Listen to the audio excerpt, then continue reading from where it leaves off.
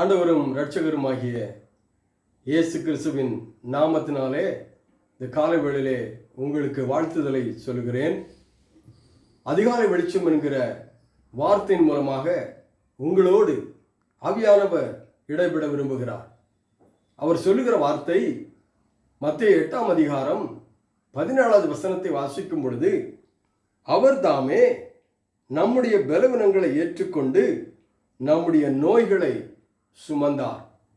இது ஏசாயா தீர்க்கதரிசி மூலமாய் உரைக்கப்பட்ட ஏசாயா 53ஆம் அதிகாரத்திலே சொல்லப்பட்ட ஒரு தீர்க்க தரிசனமான வார்த்தை. இந்த காலவேளையிலே அவர் இயேசு உங்கள் பலவீனங்களை ஏற்றுக்கொண்டார், உங்கள் நோய்களை சுமந்தார். இரண்டு காரியத்தை செய்தார். நம்முடைய பலவீனங்களை ஒருவர் ஏற்றுக்கொண்டிருக்கிறார், நம்முடைய நோய்களை ஒருவர் சுமந்திருக்கிறார்.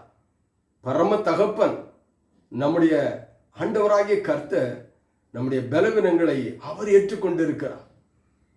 நம்முடைய வாழ்க்கையிலே வியாதிகள், போராட்டங்கள், பலவீனங்கள் வரும்பொழுது நாம் சோர்ந்து போகிறோம்.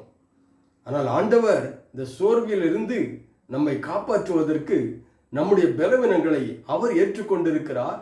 நம்முடைய துக்கங்களை, நோய்களை அவர் சுமந்திருக்கிறார்.